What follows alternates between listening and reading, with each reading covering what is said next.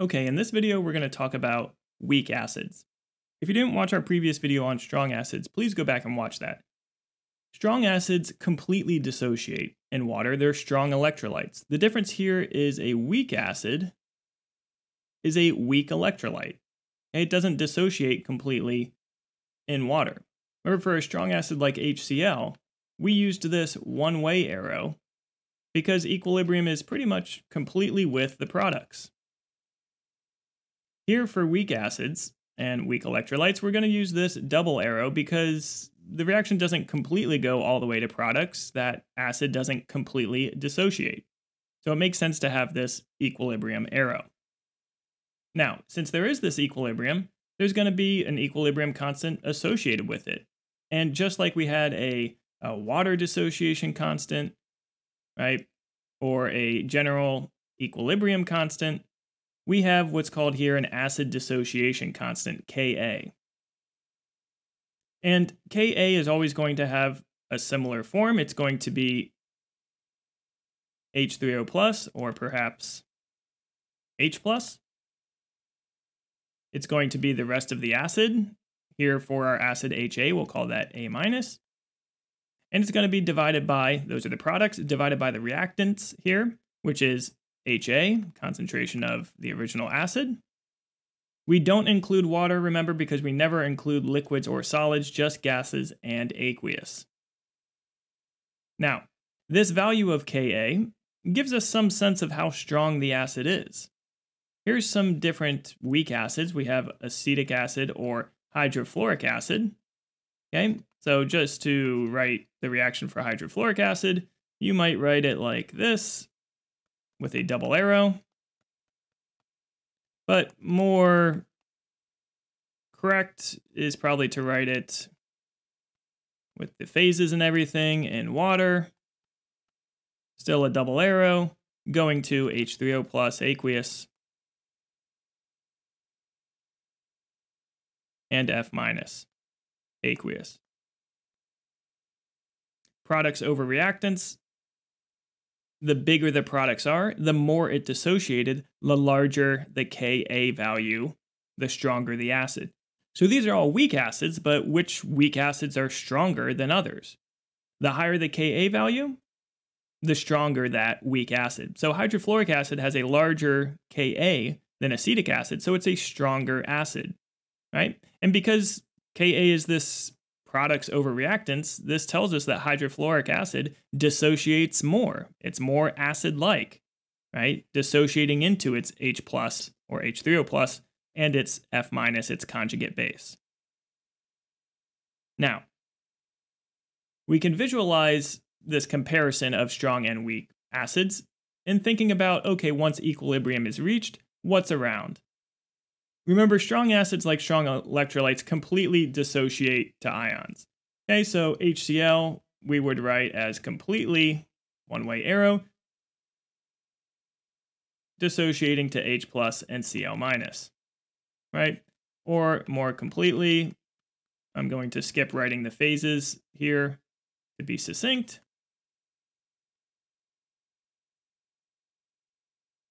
HCl plus H2O goes to H3O plus Cl. So after equilibrium is achieved, it's only products. And so our jar of HCl, or our beaker of HCl, is only Cl minuses and H3O pluses. Contrast that with HF. And remember, here we have a double arrow where there should be H3O plus and F minus around. But there's also still some of these reactants, okay? So here's an F minus, here's an H3O plus because some dissociated, but the rest is HF, and it's not shown here because it's implied with aqueous, but H2Os are around, of course, as well. Right, and because the Ka value is so low here, right, it's like a lot less than 1, right? It's times 10 to the negative 4, and somewhat less than 1. Right, then we know overall there's more reactants than products around. So it's no surprise here that this is shown with mostly reactants, very little product, right? Because the Ka value is products over reactants. To get a value less than 1, there better be a lot more reactants and fewer products so that the denominator is bigger and you get a value less than 1. So that's the visualization we want to have when we think about weak acids, these things that only partially dissociate. Now, that's the concept. Here's the calculation. We're going to have to do a couple different calculations with weak acids. Now, strong acids and strong bases, calculating pH is pretty straightforward. We did that in a previous lecture video. But for weak acids and weak bases, the calculations get much more difficult. Here we're concentrating on weak acids. So let's look at this question. The pH of a 0.1 molar solution of formic acid is 2.38. Calculate Ka for formic acid at this temperature. Right? The first thing we want to do in any of these problems is write down the reaction. Okay, so here's formic acid, HCOOH. You can put this in water. It's a weak acid. How do we know? Because it's not one of our 7 strong acids, but it's an acid. So we know it's going to be a double arrow, and acids will always create this H3O+. And then what's left? Well, we donated this H, right? So we can be assured that what is left is the CO, well, it's probably this H. Doesn't really matter how we write it, I suppose, in this case, but you could write HCOO minus as our product ion here. Okay, so it's always important to draw the reaction first or write the reaction first. This is a liquid, everything else is aqueous. What else do we know about this problem? We're calculating Ka, so we know in the end what we're after is Ka, which will be H3O+, HCOO minus, over HCOOH, the formic acid, right? It's just products over reactants here for all the aqueous or gaseous terms. No liquids or solids appear in this, right? And that's our value of Ka. Now, we also know that these need to be equilibrium values, okay? And this right here hints at the fact that we might have to get an ice chart involved, and we will. We're told one more thing here, and that's pH, right? We're told the concentration of formic acid, so we can write that down actually. Initially, our formic acid concentration is 0.10 molar. That is initial. That's what's specified here. It's going to be initially this. It's going to achieve an equilibrium, and once it does, that's what the pH represents. So the pH represents 2.38. The pH here represents negative log of our equilibrium H3O+ concentration. Okay, so this is now all the information we have, and we have enough, as we'll see in the following slides, to piece this together and calculate Ka. There's going to be a lot of different questions like this you come across. It's always important to read the question once, read it again, and start writing down everything you can about the reaction. What is the reaction? What is the Ka? What values in the Ka might I have? What is the pH? What does that mean for H3O+ at equilibrium? And then we start making a nice chart. Okay, so this is what we have. We know this. We wrote that down on the previous slide. We need the equilibrium calculations. That's what's important, right? Only equilibrium things go into these equilibrium constant expressions. Here, it's the acid dissociation constant, but it's still an equilibrium assumption. We can find H3O+ from this pH, and that's what's shown here, right? So we said on the previous slide that the pH is 2.38, so 2.38 is negative log of H3O+, which means, of course, at equilibrium, which means, of course, that to find the H3O+ at equilibrium, we solve this equation. We do 10 to the negative, right? 10 to the negative to cancel that out, and the log, 10 to the negative, and 10 to the negative 2.38 is 4.2 times 10 to the negative 3. Now, This last line says, well, this is also going to equal HCOO minus. Why? Well, let's think about our ice chart, which we'll fill out more completely and more clearly on the next slide here. But if we think about our acid, I'll just write HCOOH here, and I'll bypass the water here and just think about this H plus or H3O plus, same thing, plus COO HCOO minus. Right, here's my ice chart. I'm using H plus instead of H3O plus because I left out water, just to make it more succinct and fit in this space over here. Now, this 0.1 molar is the initial acid concentration. So when you read a problem like this and it says 0.1 molar solution of formic acid, that is my initial, that goes here. And what we're using this ice chart for is to figure out what the equilibrium values are so that we can plug them in to Ka. Since it's not specifying any initial amounts of H plus or HCOO minus, just like our previous lectures with ice charts, we assume these are 0. Okay, so what we're really after here is, okay, we've prepared this acidic solution, let it achieve equilibrium, how much H plus is around. So initially, as soon as we prepare this thing, right, the acid hasn't had time to dissociate. But if we let that happen, at equilibrium, H3O plus is 4.2 times 10 to the negative 3. And so whatever change happened here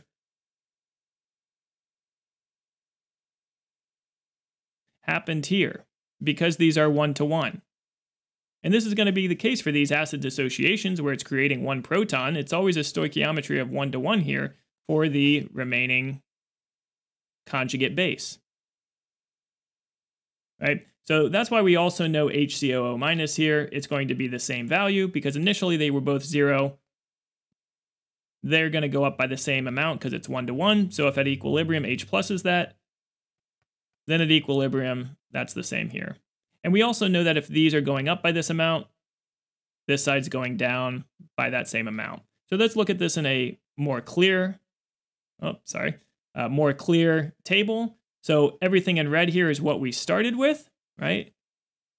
This was told to us initially, right here. This pH told us these, right?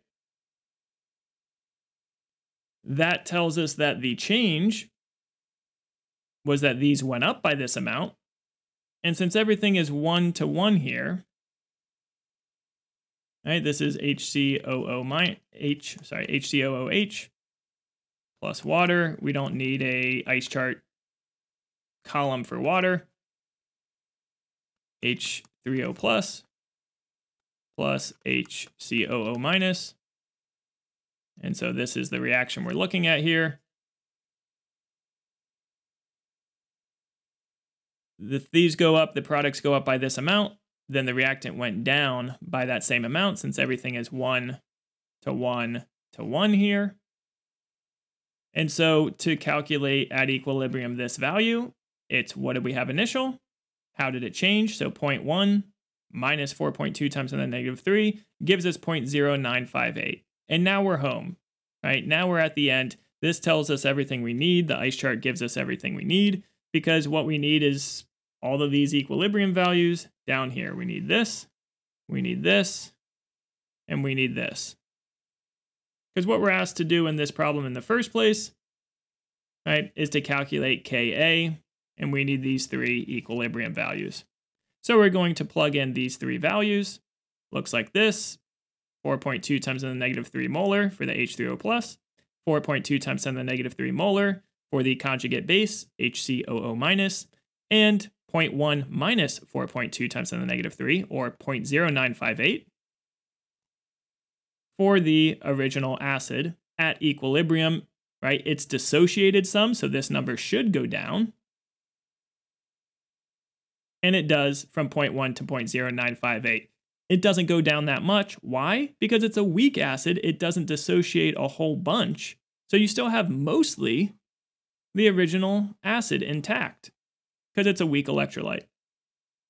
Plugging all that in gives us a final value here, the Ka of 1.8 times 10 to the negative 4.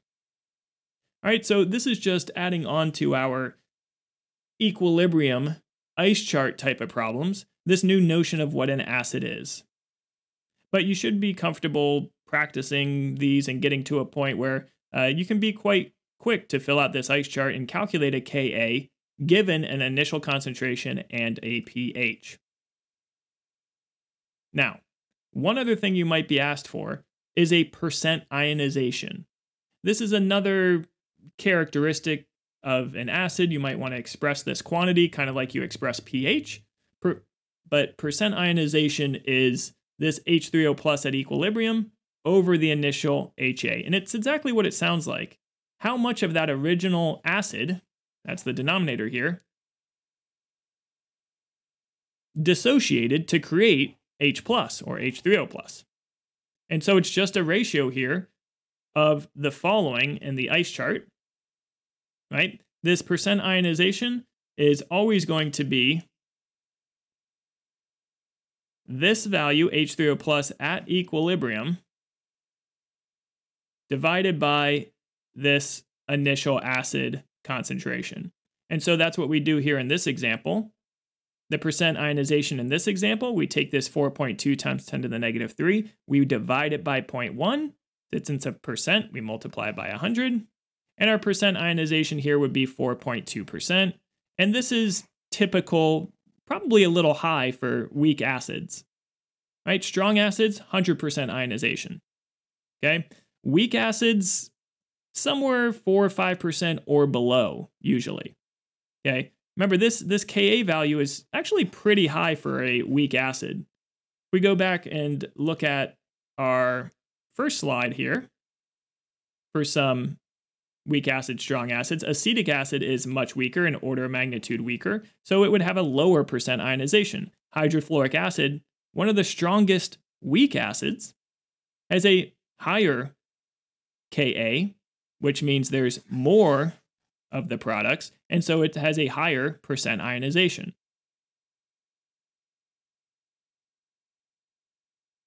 Okay, so that's using the acid dissociation constant and pH together to fill out an ice chart and calculate whatever you need to calculate, and how you would calculate percent ionization in those similar type of problems. Now, we can do one practice problem here at the end to see if we really understand our percent ionization. Feel free to pause the video here and try this yourself before moving on. Okay, acid A has a percent ionization of 5%. Acid B has a percent ionization of 10%. Which is the stronger acid? Well, what we just talked about was percent ionization is some notion of, for this acid, double arrow, how much of this is created compared to how much we started with, right? So the larger the percent ionization, as percent ionization goes up, right, that means the H plus or H3O plus goes up. The more there's ionization, the more H plus you're creating, the further to the right you're going here. And so the more H plus you have, the lower the pH will be, and the stronger the acid will be.